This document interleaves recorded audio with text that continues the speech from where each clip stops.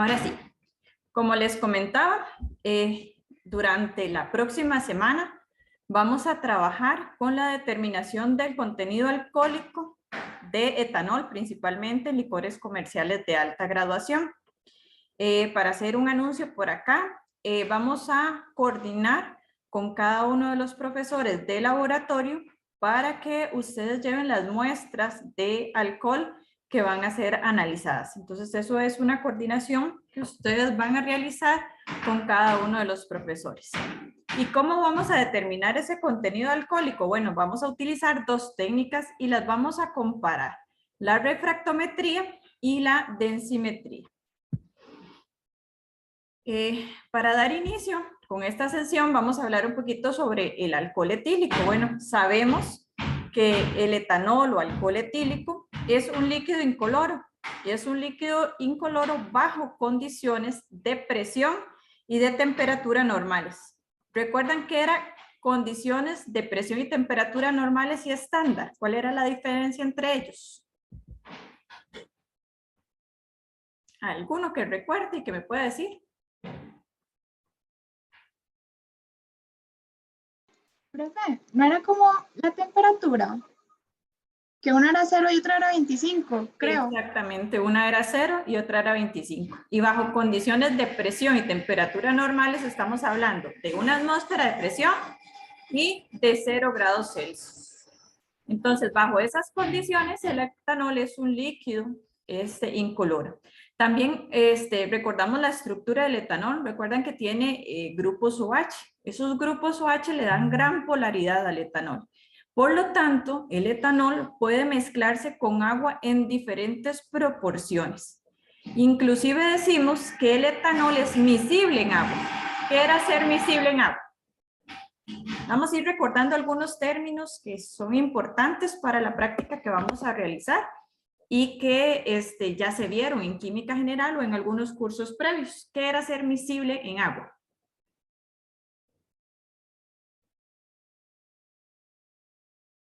Que se puede disolver completamente. Que se puede disolver completamente, dice Oscar. ¿Algún otro aporte? Que se mezclan todas sus proporciones. Que se mezclan todas las proporciones. Exactamente, eso es ser miscible en agua. Pero ¿qué es lo que pasa? Que cuando el etanol alcanza concentraciones superiores al 95% de etanol en agua, comienza a formar azeótropos. ¿Qué era un azeótropo?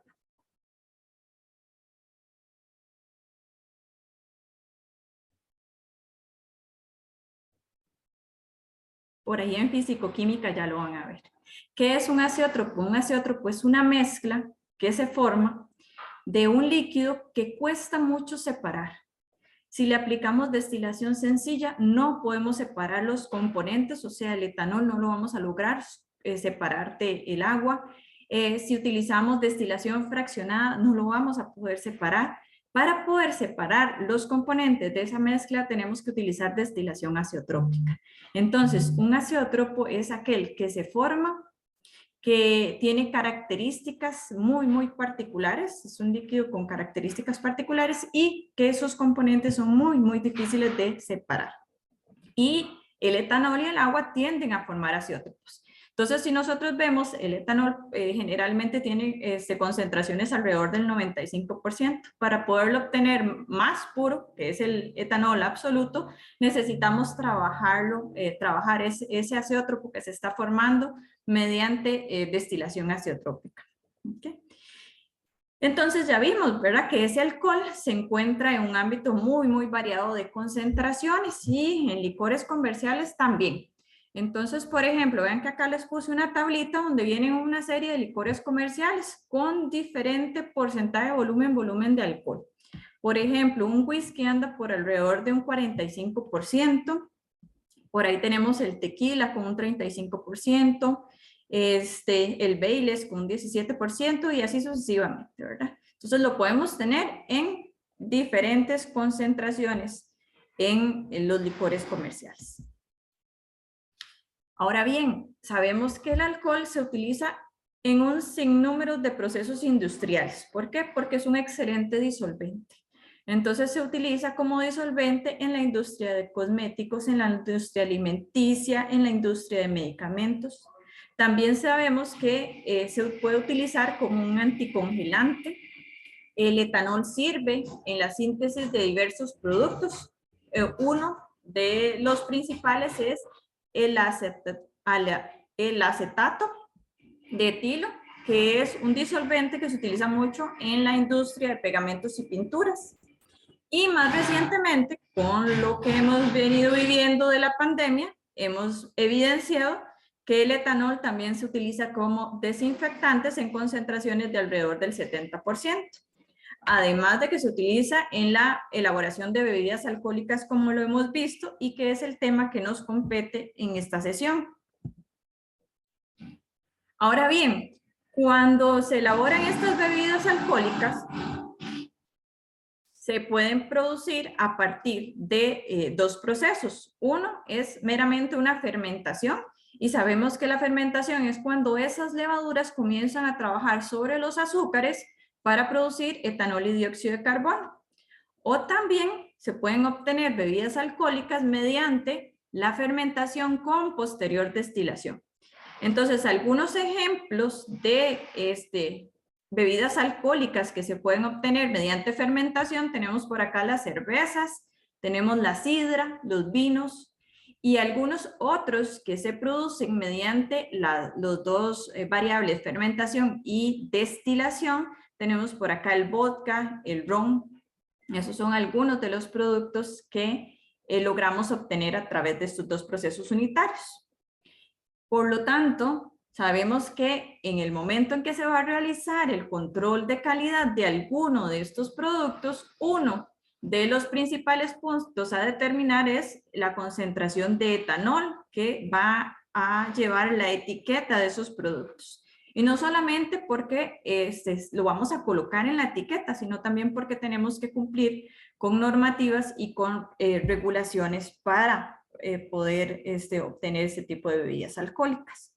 Por lo tanto, el contenido de etanol en estas bebidas es uno de los puntos claves en el control de calidad. Hay varios métodos que se pueden utilizar para determinar alcohol en bebidas alcohólicas. Están los oficiales y hay otros métodos más. ¿Cuáles son los oficiales? Los que nosotros vamos a conocer en esta práctica de laboratorio, que sería la densidad del destilado mediante pignometría. La pignometría es una de las técnicas que vamos a desarrollar, la densimetría y la refractometría. Otros métodos que se pueden también utilizar para la determinación del alcohol están los métodos enzimáticos, está el infrarrojo cercano con transformada de Fourier, está la cromatografía de gases, la cromatografía líquida de alta resolución e inclusive la espectrofotometría ultravioleta visible. ¿Okay? Vamos a centrarnos entonces en los métodos que nosotros vamos a trabajar en el laboratorio.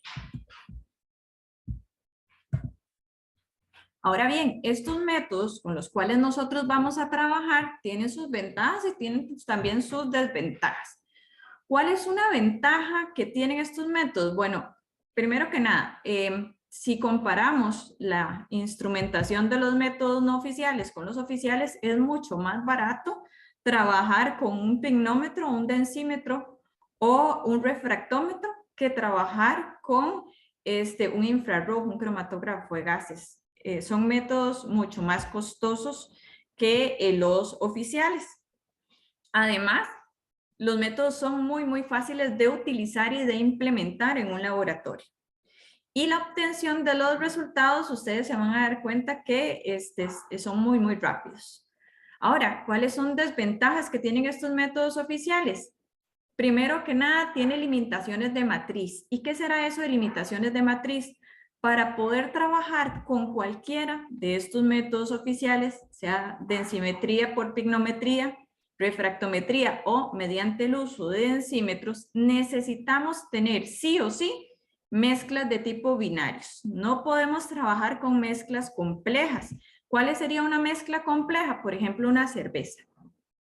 Para poder trabajar con mezclas complejas, necesitamos otras operaciones unitarias que me permitan simplificar la matriz. Por ejemplo, recuerdo que en una de estas prácticas trabajamos con cerveza hace unos años. Pero ¿qué es lo que pasa? Que cuando trabajamos con las cervezas, recuerden que la cerveza es un producto fermentado y no destilado, necesitábamos destilar la cerveza y eso conllevaba muchísimo tiempo. ¿Y por qué destilábamos la cerveza? Para obtener una mezcla binaria que pueda ser digna de ser utilizada a través de las técnicas tradicionales. ¿Okay? Y por lo tanto, ya ustedes podrán imaginarse que no se pueden determinar múltiples alcoholes mediante pignometría, refractometría o densimetría. Al ser mezclas binarias, solamente se puede determinar uno de los alcoholes. ¿Qué quiere decir esto? Bueno, que si yo estoy analizando un licor comercial que tenga etanol y tenga metanol, yo no puedo separar entre el etanol y metanol y probablemente estoy cometiendo un error en el momento en que esté reportando los resultados. ¿Okay? Eso es algo muy importante, chicos, que ustedes deben de tener siempre claro, que es la condición para utilizar estas técnicas, mezclas de tipo binario. Ahora bien, dijimos que lo vamos a hacer por dos técnicas. La primera de ellas es la densimetría. Entonces vamos a trabajar primero con densimetría y les voy a explicar el procedimiento para hacerlo de esta forma. Y después nos vamos a ir a ver la refractometría para hacer una división entre las técnicas. Entonces, cuando trabajamos con densimetría, ustedes podrán asociarlo a densidad. Entonces, recordemos de química general que era densidad. Y la formulita que utilizábamos para ello era densidad es igual a masa entre volumen. ¿Masa de qué? Masa de una sustancia entre el volumen de esa sustancia. Si estamos hablando de una mezcla, entonces la densidad de la mezcla va a ser igual a la masa de la mezcla entre el volumen de la mezcla. Eso tiene que quedar muy, muy clarito. Cuando hablábamos de densidad, ustedes recordarán que la densidad del agua es alrededor de 1 gramo por mililitro. Y aquí se ve en la gráfica, vean que tenemos una gráfica donde en el eje Y tenemos densidad en gramos por mililitro y en el eje X tenemos fracción molar de etanol. Cuando tenemos 0 de fracción molar de etanol, significa que tenemos un 100% de agua. Entonces, en esta gráfica logramos observar que la densidad del agua es de alrededor de 1 gramo por mililitro. Cuando tenemos solamente etanol al 100%, significa que la fracción molar de etanol es 1. Esto no lo podemos ver acá en la gráfica, pero si lo extendiésemos y llegamos a una fracción molar de etanol de 1, lograríamos observar que la densidad del etanol es 0,789 gramos por mililitro. ¿Okay? ¿Qué más podemos obtener de esta gráfica? Bueno, vamos a ir observando que conforme va aumentando la concentración de etanol, ¿qué va pasando con la densidad? La densidad va disminuyendo. ¿Okay? Entonces significa que si yo tengo una mezcla binaria con mucho contenido de etanol, voy a tener una densidad baja. Pero si yo tengo una mezcla con poco contenido de etanol, voy a tener una densidad alta. ¿Ok? Ahora bien, ¿cuál es un factor que es determinante cuando yo indico cuál es la densidad de una sustancia? Por ejemplo, el etanol. Entonces yo les digo a ustedes, bueno, el etanol tiene una densidad de 0,789 gramos por mililitro. ¿Qué parámetro me falta indicar para que ustedes logren identificar esa densidad?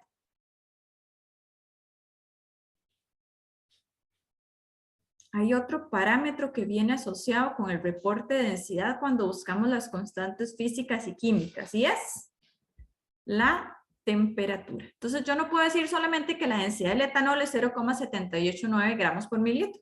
No, yo tengo que decir que la densidad del etanol a cierta temperatura es de tantos gramos por mililitro. ¿Y por qué?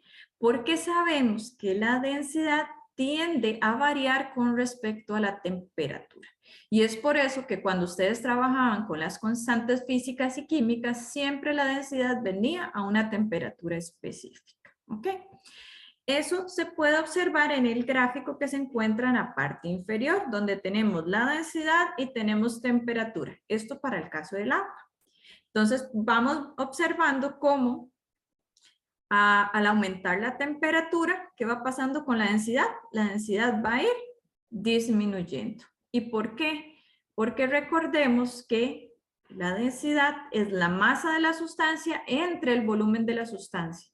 La masa de la sustancia no cambia con la temperatura, pero ¿cuál es un factor que sí cambia con la temperatura? El volumen.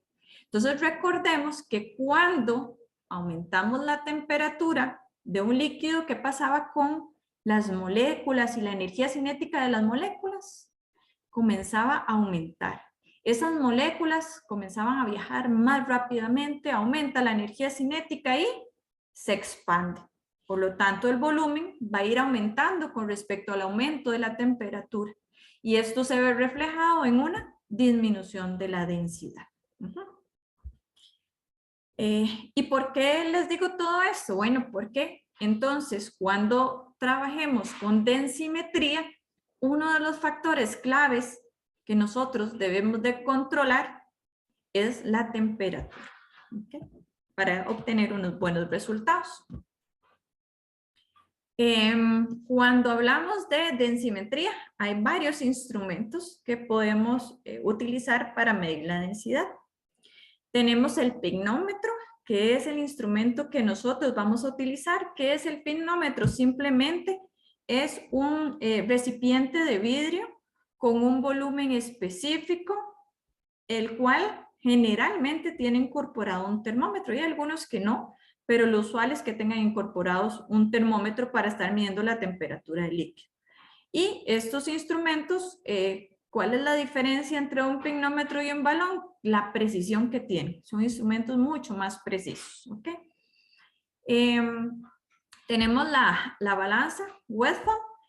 La balanza Westphal funciona como una balanza de un brazo o monobrazo. Si ustedes quisieran incursionar un poquito más en el funcionamiento de esta balanza, yo les dejé acá un video que en realidad te explica bastante bien el funcionamiento de la balanza. Yo no voy a entrar en detalles porque es una balanza que se utilizaba hace muchos, muchos años. De hecho, en química hay una y se utiliza de forma demostrativa para que nada más observen el funcionamiento de la misma, pero prácticamente en ningún lugar donde ustedes vayan a ir a trabajar y vayan a tener que determinar la densidad se van a encontrar con una balanza de estas.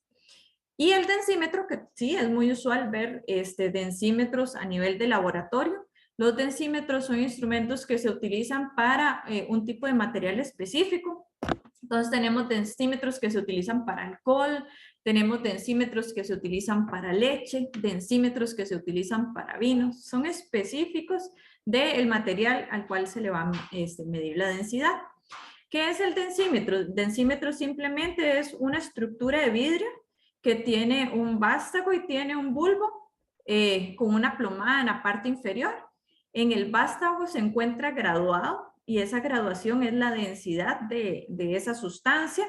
Este densímetro se introduce en un recipiente que contenga la sustancia a la cual le quiero medir la densidad y dependiendo de la densidad de ese líquido, el densímetro va a bajar más o va a bajar menos. Esa plomada baja un poquito más y desplaza el agua o baja un poquito menos.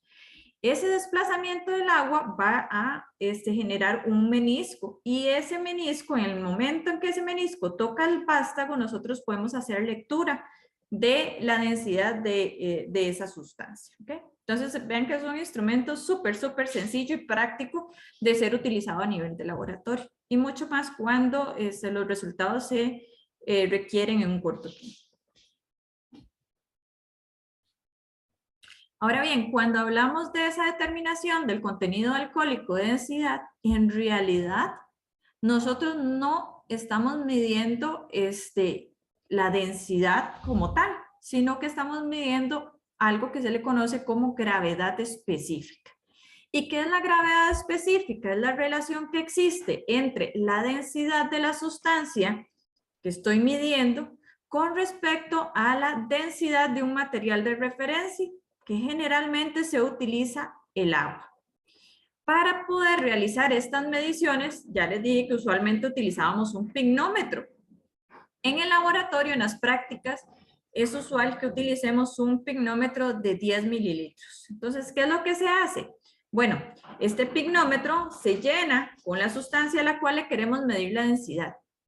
Y gravimétricamente vamos a ir a medir en una balanza analítica la masa que ocupa ese volumen de 10 mililitros de esa sustancia. ¿Qué era densidad?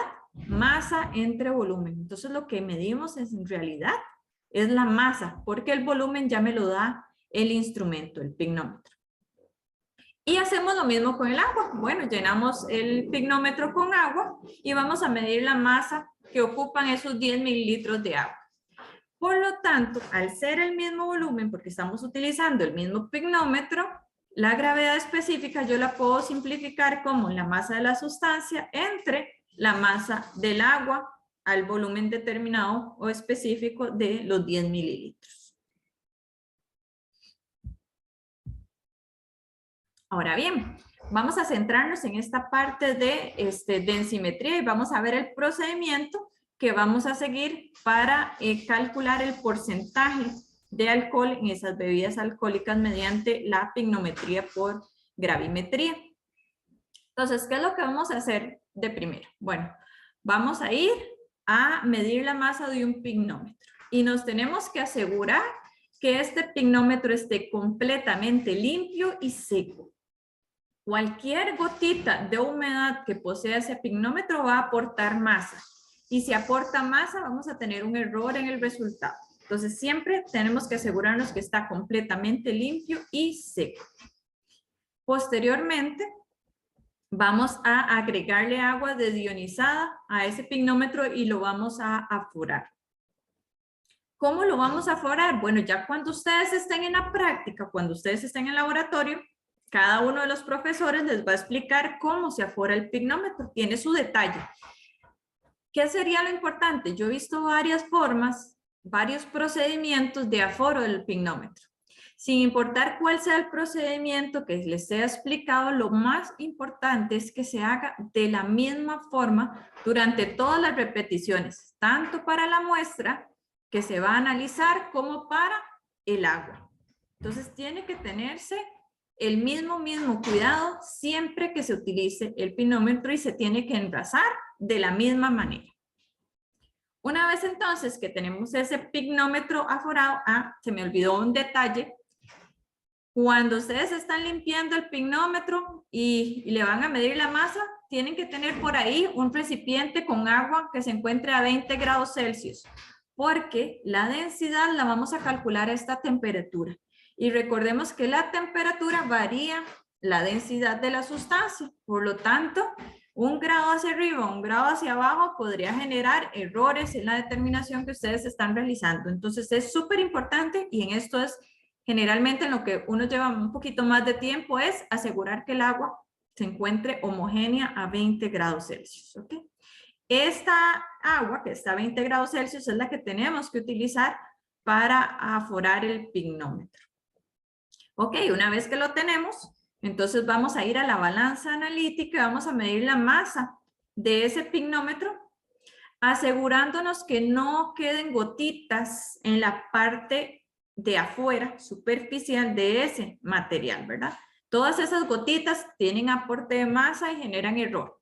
Entonces tiene que estar completamente seco por la parte exterior. Este procedimiento lo tenemos que hacer sumamente rápido, chicos, porque aunque ustedes no lo crean, en el momento en que tenemos el pignómetro en nuestra mano, el calor que genera la mano genera un cambio en la temperatura, tanto del pignómetro como del agua que se encuentra dentro del pignómetro. Entonces, es indispensable que en el momento en que nosotros vayamos a hacer la medición, el agua se encuentre a 20 grados Celsius. Entonces, tratemos de tomar el pignómetro, si lo vamos a mover de un lado a otro, de forma tal que tenga el menor contacto con nuestra mano para que no exista esa transferencia de calor desde nuestra mano hacia el pignómetro.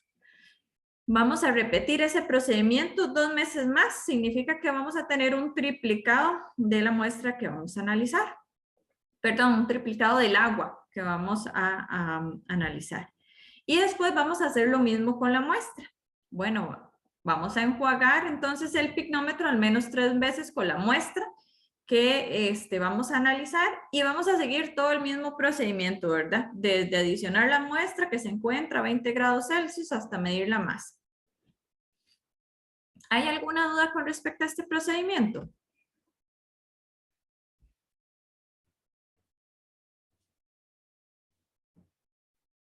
No, ¿verdad? Muy sencillito. Claro, tiene sus detalles que es mejor que sean trabajados de acuerdo al pignómetro que van a utilizar ustedes por cada uno de sus profesores.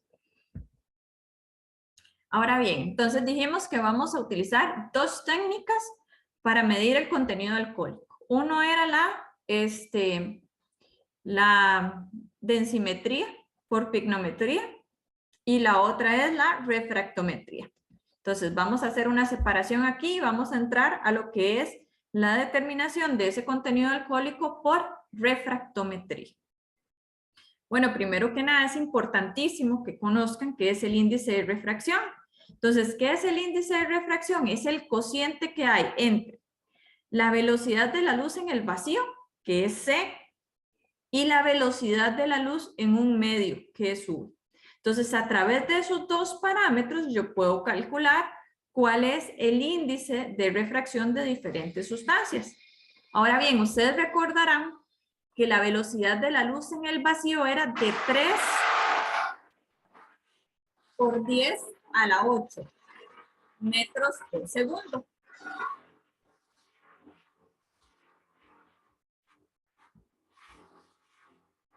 Al ser 3 por 10 a la 8 metros por segundo, significa que ninguna velocidad de la luz en ningún medio va a ser mayor a esta magnitud. ¿Qué quiere decir eso? Que la relación entre la velocidad de la luz en el vacío y la velocidad de la luz en un medio nunca va a ser mayor que... No, ya no dije nada. Cuando trabajamos el índice de refracción, entonces acordémonos que esta es una constante C de 3 por 10 a la 8 y que la velocidad de la luz en cualquier medio siempre va a ser menor. Por lo tanto, los índices de refracción de cualquier sustancia siempre van a ser mayores a 1, ¿verdad? Ven que uno de los más cercanos a la velocidad de la luz en el vacío es el del aire, que tiene un índice de refracción de 1,0003. ¿Okay? Ahora bien, ¿cuál es el principio que nosotros utilizamos para la medición del índice de refracción? Generalmente lo que utilizamos no es el índice de refracción como tal. ¿Por qué? Porque si nosotros quisiéramos hacer el cálculo del índice de refracción, tendríamos que determinar de forma experimental cuál es la velocidad de la luz en un medio, y eso es algo difícil de realizar. Entonces, lo que se hace es hacer la medición del ángulo de refracción o el ángulo crítico y trabajar a través de ecuaciones matemáticas descritas por la ley de refracción de Snell, trabajarlas para poder obtener el índice de refracción deseado. Vamos a ver esta figura. Vean que en esta figura tenemos un colorcito amarillo en la parte superior y un color celeste en la parte inferior. Tenemos una línea punteada en el medio que le vamos a conocer como la normal. Y en el eje X tenemos una línea intensa de color negro, que esa sería entonces la superficie que separa los 2 medios. ¿Cuáles 2 medios? Bueno, 2 medios con índices de refracción diferentes. El primero tiene un índice de refracción N1 y el segundo tiene un índice de refracción N2. Entonces, El índice de refracción como tal se determina cuando el haz de luz incidente, que es este que estoy marcando por acá, es el rayo incidente, pasa de forma oblicua de un medio a otro con diferentes densidades. Entonces tenemos medio 1 y medio 2. Entonces pasa de un medio a otro con diferentes densidades. Y la trayectoria que traía ese rayo incidente en el momento en que choca con la superficie que separa los dos medios, cambia su dirección y genera un rayo transmitido, que sería el rayo de refracción. Entre la normal y ese rayo de transmisión o de refracción se forma un ángulo que es θ 2. A ese ángulo le conocemos como ángulo de refracción. Entonces, bien, ¿qué dice la ley de refracción de Snell? Bueno, que el índice de refracción del medio 1 por el seno del ángulo de incidencia, ven que el ángulo de incidencia es el que se forma entre el rayo incidente y la normal, que es esta punteada que vemos por acá. Eso va a ser igual al índice de refracción del medio 2 por el seno del índice de refracción que sería, perdón, por el seno del ángulo de refracción que sería θ 2. ¿Okay? ¿Qué cuidados debemos de tener en el momento en que se va a determinar el contenido alcohólico por refractometría? Bueno, una de las variables que pueden afectar el índice de refracción es la temperatura. Ustedes han visto que generalmente cuando ustedes buscan las constantes físicas y químicas, ustedes observan que el índice de refracción se reporta como un N de 20. Este 20 que vemos por acá como superíndice es la temperatura a la cual se determinó ese índice de refracción. ¿Por qué? Porque al igual que la densidad, el índice de refracción va a cambiar con el cambio de temperatura. Otro factor importante a controlar es la presión, pero esta presión solamente afecta aquellas mediciones que se realizan en gases, no así en líquidos. Otro parámetro importante es la longitud de onda utilizada. ¿Por qué? Porque voy a obtener diferentes índices de refracción de una misma sustancia si la irradio con radiación electromagnética de diferente longitud de onda. Para evitar estas ambigüedades en la determinación del índice de refracción, se suele utilizar la línea D del sodio. Por eso es que cuando ustedes buscan ese índice de refracción en las constantes físicas y químicas, viene una N, que significa índice de refracción. Viene una D, que significa línea D del sodio. Y viene un 20, que significa la temperatura a la cual se realizó esa determinación. Cuando hablamos de la línea D del sodio, hablamos de ese doblete que está entre 588,99 y 589 nanómetros, ¿de acuerdo? Y acuérdense que ese doblete está a longitudes de onda tan próximos que le consideramos como radiación monocromática. Los equipos que son mucho más modernos, más complejos en su estructura, suelen utilizar lámparas de sodio para poder obtener esa línea D del sodio. Sin embargo, los refractómetros ABBE y los más sencillos suelen utilizar una luz blanca o una luz natural inclusive. ¿Esto por qué? Porque tienen un sistema monocromador que permite a partir de esa luz blanca obtener la línea D del sodio con la cual se va a trabajar en cada uno de estos ensayos.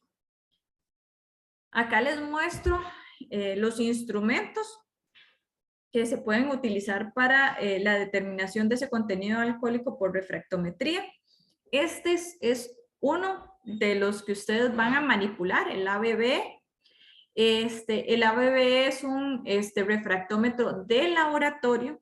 Es grande, al tamaño más o menos del de una computadora puede ser. Es pesadito ese refractómetro. Es muy sólido, muy robusto y genera mucha precisión en las mediciones que se realizan con él.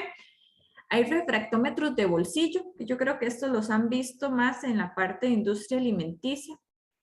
Estos refractómetros se utilizan mucho para el cálculo de los grados Brix, que es el contenido de materia seca que se puede encontrar en una disolución.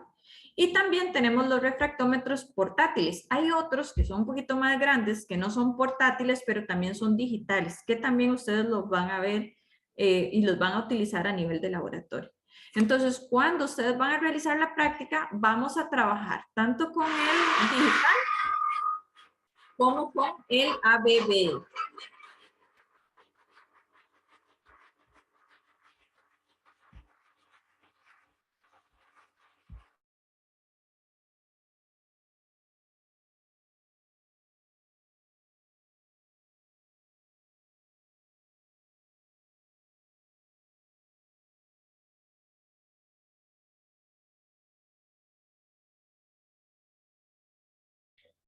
Ok, le bajé un poquito el volumen porque había una interrupción, entonces para poder hablar con claridad.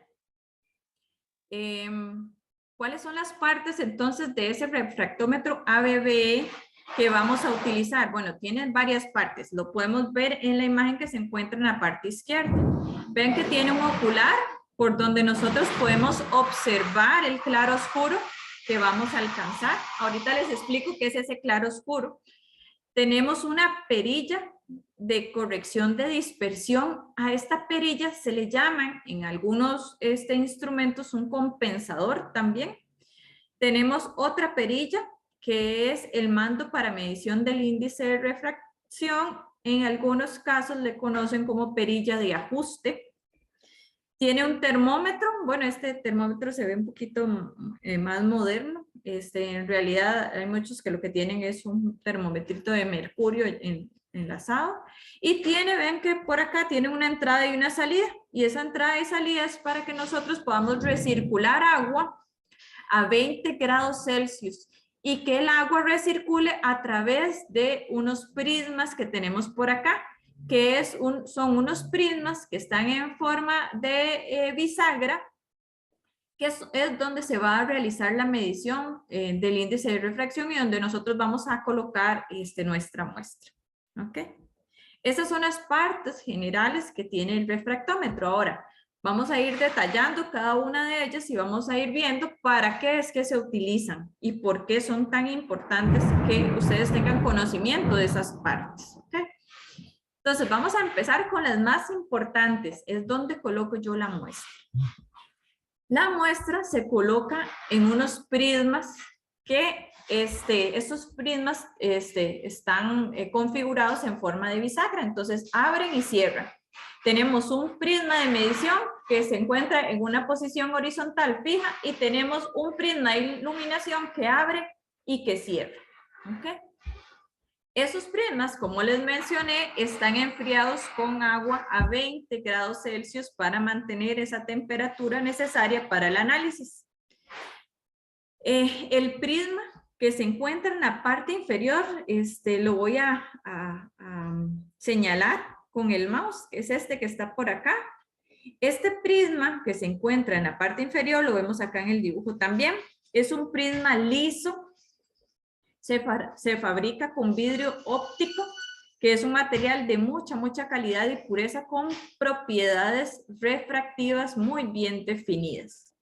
Esos prismas se elaboran con una superficie pulida.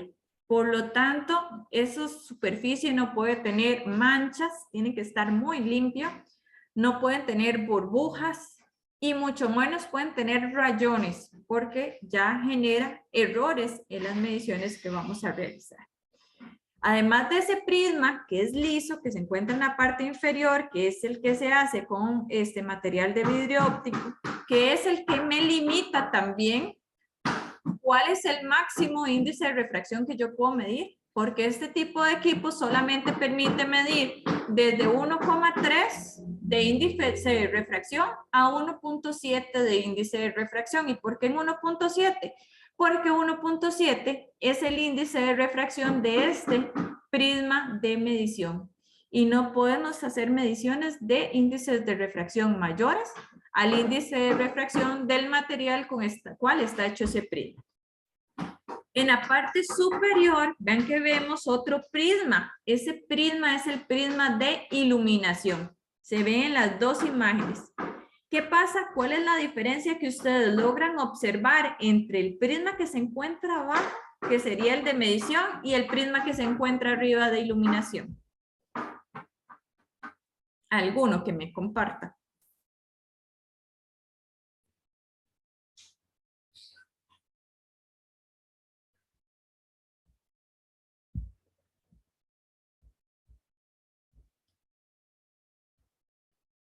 No ven nada, ninguna diferencia, Janet.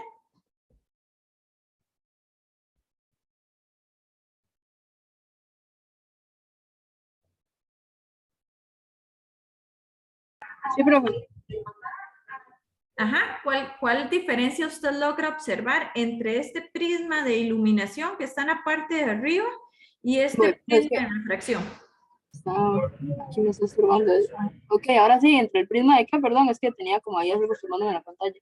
Ok, no hay problema. Entre el prisma de iluminación que se encuentra en Ajá. la parte de arriba y el prisma de refracción que se encuentra en la parte de abajo. ¿Qué diferencias logra usted observar? La verdad no mucho. O sea, el de arriba y el de abajo. Sí, es que lo que veo ahí es como... No, la verdad no logro verlo. No. No. Bueno, Gabriel.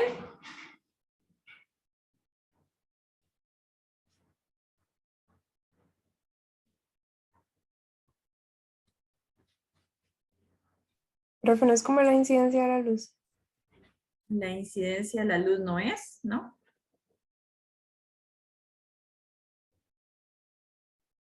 Tiene que ver con algo que les acabo de decir del prisma de medición, que tenía una superficie muy lisa, pulida.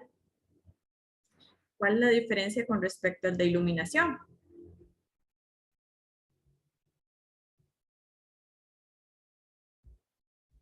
El de iluminación no, ¿verdad? No tiene esa superficie pulida. ¿Lo logran ver acá? Logran ver que es una superficie rugosa. Mientras que el prisma de medición está completamente pulido, liso, el de iluminación no. ¿Y por qué el de iluminación no está pulido? Es rugosa. Precisamente porque el de iluminación, su función es generar haces de radiación en todas direcciones. Entonces vean que acá en la figura viene un rayo AB, pero hay otro por aquí en el medio y tienen que haber muchos otros. Entonces la función de ese prisma de iluminación es tirar rayos en todas direcciones, todas direcciones. ¿Y cuál es el fin de que tire rayos en todas direcciones? Que genere diferentes ángulos de refracción. Ahora bien, cuando se generan diferentes ángulos de refracción, hay un ángulo de refracción que le conocemos como ángulo de refracción crítico. ¿Cuál es ese ángulo de refracción crítico? Bueno, el ángulo de refracción crítico es el ángulo que se forma cuando el rayo incidente penetra la muestra de forma o en ángulo de 90 grados con respecto a la normal. Entonces, esta es la normal, esta punteada que vemos por acá. Este rayo incidente AB, que es el que ustedes logran observar acá, está ingresando en la muestra en un ángulo de 90 grados con respecto a la normal. Aquí tal vez ustedes dicen, ah, no, profe, ese ángulo no es de 90 grados, ese ángulo es menor a 90 grados.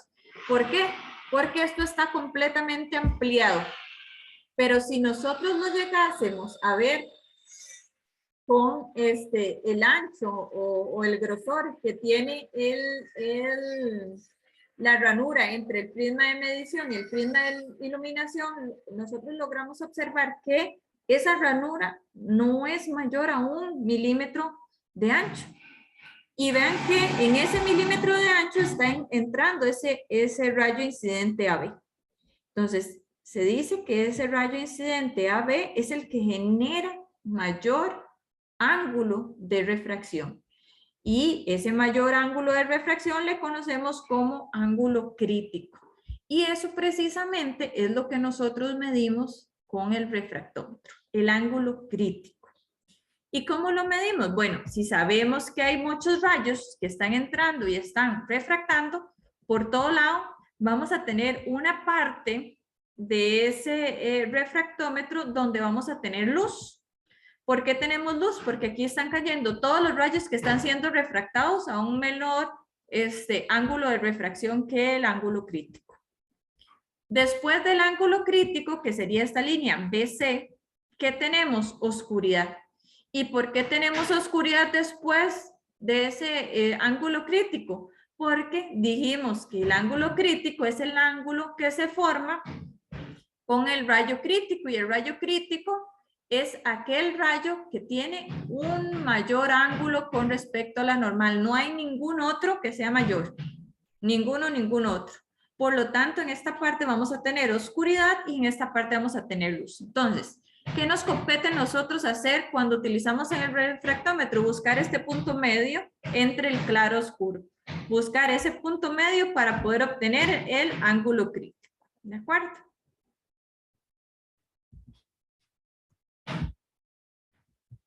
¿Y cómo vamos a hacer para obtener ese punto medio? Bueno, vamos a utilizar las dos perillas que tenemos por acá. La perilla de compensación, que es el corrector de dispersión, y el ajuste del índice de refracción, que es el que tenemos por acá en la parte inferior. ¿Qué pasa? Que cuando nosotros utilizamos el compensador, vean que aquí en la figura que les estoy mostrando, tenemos una cosa que se llama ocular. Este ocular es este mismo que vemos en color negro, ¿verdad? Es exactamente el mismo. Dentro de ese ocular tenemos esta estructura en donde hay dos tipos de prismas. Estos prismas les conocemos como prismas compensadores o prismas de Amici. Esos prismas de Amici, al nosotros mover la perilla de compensación, rotamos esos prismas de Amici. Y esa rotación va a permitir que incida una radiación monocromática a la muestra. ¿Cuál radiación monocromática? La línea del sodio. ¿Okay? Así que si nosotros observamos ciertos colores entre el claro y el oscuro, es probable que tengamos que hacer un ajuste del compensador para poder ver una parte clara y una parte oscura en ese refractómetro, moviendo los prismas de compensación. Otra ayuda que nos permite al realizar el ajuste del compensador es poder definir muy bien la línea entre el claro oscuro. Vean en la imagen donde tenemos un círculo con un claro oscuro muy difuso. En la parte clara tenemos manchitas de oscuridad y en la parte oscura manchitas de claridad, ¿verdad? Está muy difuso. Ese movimiento en esos prismas de Amici va a permitir que se defina con más nitidez la línea que separa la parte clara de la parte oscura en la medición del índice de refracción. Ahora, esa parte clara no la vamos a ver completamente clara, eso es mentira. ¿Cómo lo vamos a observar cuando nosotros trabajamos con el refractómetro? Lo vamos a observar como la imagen de abajo. La parte clara es de un color amarillito y la parte oscura es con un amarillo sombreado. Así es como nosotros lo vamos a ver. Entonces, lo que vamos a hacer es delimitar primero la luz para que sea monocromática. Después vamos a ajustar para que exista nitidez entre la división claro-oscuro y después con el mando para medir el índice de refracción o la perilla de medición, lo que vamos a hacer es subir o bajar esa línea divisoria entre el claro-oscuro de forma tal que podamos posicionarla en el centro, puro centro de la X que nosotros vamos a observar en el refractómetro. ¿De acuerdo? ¿Hay alguna duda con respecto a este procedimiento que deben de ejecutar al momento de utilizar el refractómetro?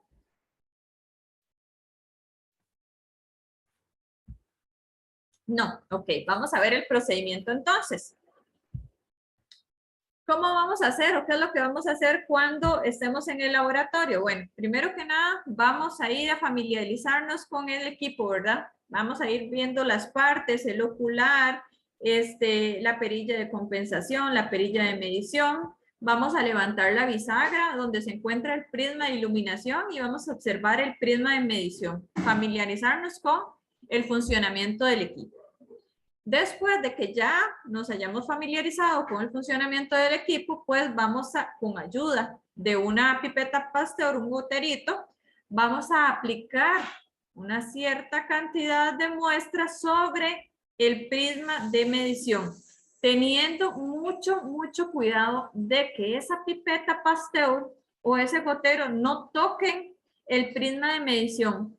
Recuerden que una de las características que tiene ese prisma de medición es que la superficie debe estar completamente lisa. Si yo lo toco con la pipeta Pasteur, puedo rayar ese prisma de medición y por ende las mediciones que vaya a realizar con ese refractómetro ya no van a ser correctas. Entonces tenemos que tener muchísimo cuidado en el momento de utilizarlo. Ok, vamos a colocar, ¿cuánta cantidad de muestra vamos a colocar sobre ese prisma de medición? Solamente una gotita en el centro del prisma de medición. ¿Por qué? Porque en el momento en que se cierra la bisagra y el prisma de iluminación choca con el prisma de medición, la gotita se va a expandir a través de toda la celda de medición. Ahora bien, tenemos que asegurarnos que en el momento en que se expande la gota no queden burbujas en ninguna de las secciones de medición.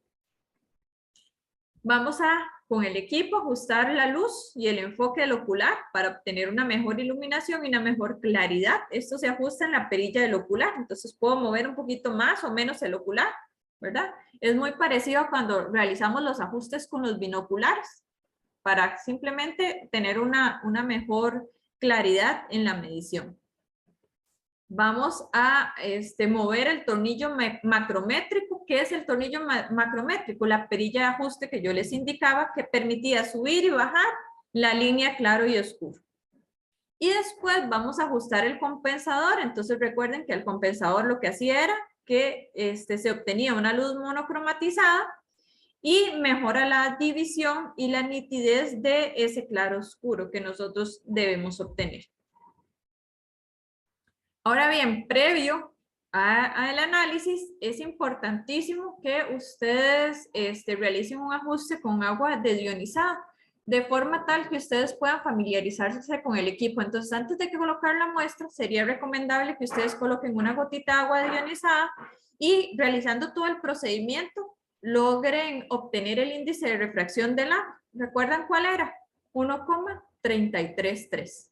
Entonces, si ustedes lo hacen y logran obtener el 1,333, ya pueden estar seguros de que están utilizando bien el refractómetro y pueden comenzar con el análisis de sus muestras. Si las muestras que traen tienen partículas sólidas, de estas deben de ser filtradas con un filtro de 0.45 micras. Si las muestras que ustedes llevan tienen coloración, tienen que trabajarlas con carbón activado de manera que les eliminen esa coloración. Si tienen algún tipo de saborizante, también hay que eliminar ese saborizante del medio. Recuerden que solo podemos trabajar con mezclas binarias.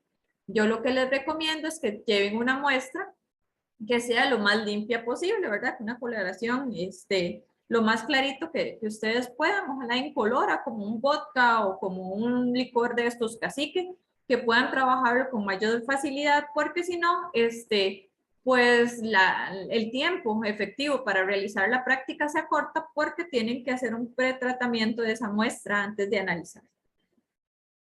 Van a realizar una curva de calibración entre 0 y 5% volumen de etanol en agua, y para eso se les recomienda utilizar alícuotas entre 100 y 500 microlitros del etanol absoluto y llevarlo a 10 mililitros de agua desionizada. ¿Cómo van a trabajar las muestras? Bueno, van a tomar 1 mililitro de licor que ustedes lleven, lo van a depositar en un balón aforado de 10 y lo van a llenar con agua desionizada. este procedimiento lo vamos a realizar por quintuplicado. Entonces significa que van a medir el índice de refracción de 5 repeticiones de la muestra. Cuando ya tienen entonces las 5 réplicas y tienen la curva de calibración, pues pueden medir el índice de refracción tanto de las curvas como de las muestras de la forma en que les indiqué previamente. Para hacerles un resumen, porque yo sé que es bastante amplio este ensayo, este experimento. Entonces, ¿qué es lo que vamos a hacer? Bueno, vamos a medir el porcentaje, volumen de alcohol a través de 2 técnicas. Una es densimetría, utilizando un pignómetro por pignometría, y otra es utilizando el índice de refracción de las sustancias. Entonces, los resultados los vamos a comparar. Entonces, vamos a comparar los resultados obtenidos de las mediciones realizadas cuando se cuantifica el porcentaje volumen a través del estándar externo, que es a través de la curva de calibración simple que ustedes conocen, y al utilizar las tablas de composición. Estas tablas de composición están en el manual que cada uno de los profesores les compartió, manual de laboratorio. Ahí vienen las tablas para que ustedes las puedan consultar. Y vamos a analizar también si hay diferencia estadísticamente significativa entre una técnica y otra. Entonces, ¿qué vamos a hacer como tratamiento de datos? Bueno, ya hicimos el ensayo. Hicimos la parte de densimetría y sabemos que obtenemos una gravedad específica. Pero con esa gravedad específica yo tengo que calcular el porcentaje volumen de etanol en el licor comercial. ¿Okay? Entonces, utilizando las tablas, me voy a ir con esa gravedad específica y voy a determinar cuál es el porcentaje volumen que hay de etanol en esa muestra.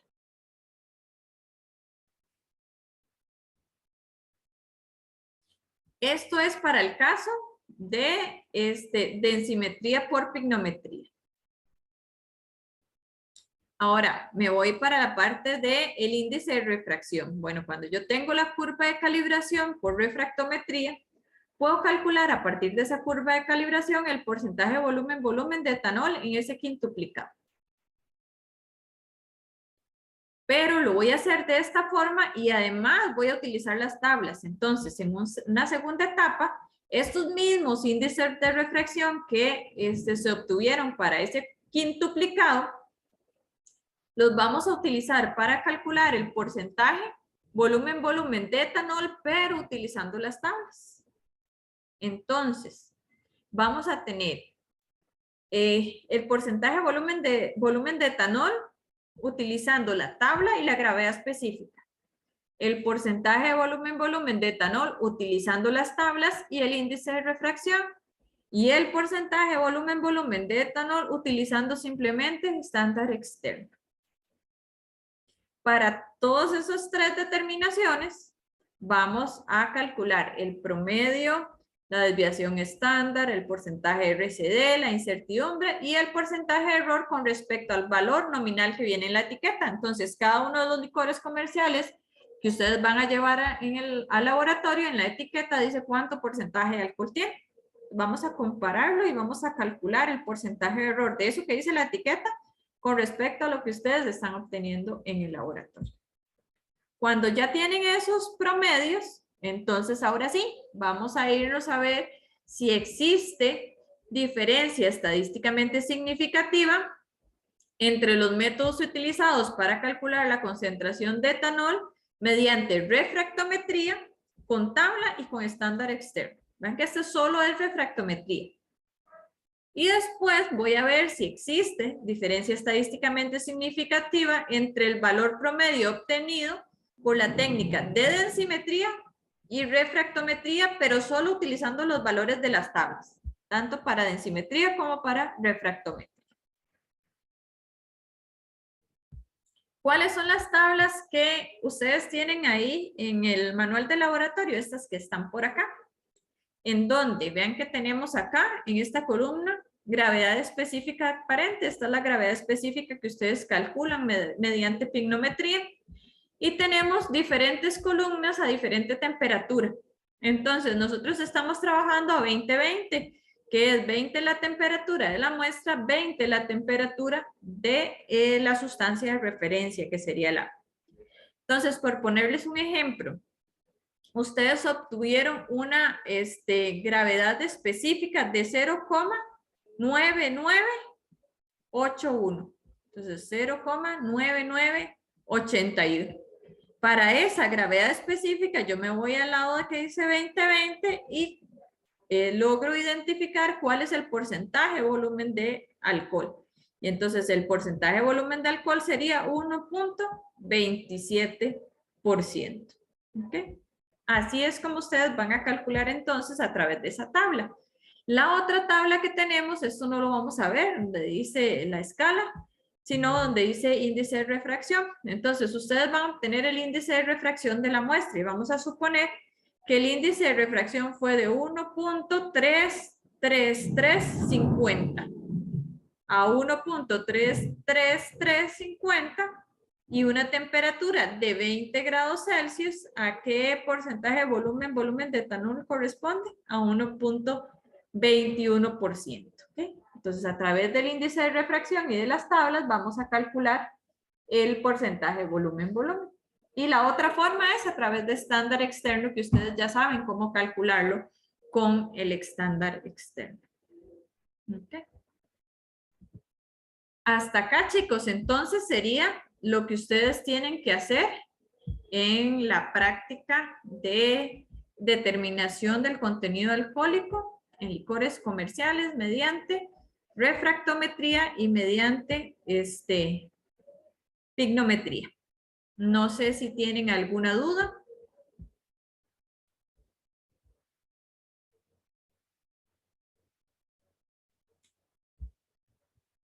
No. Voy a detener la grabación.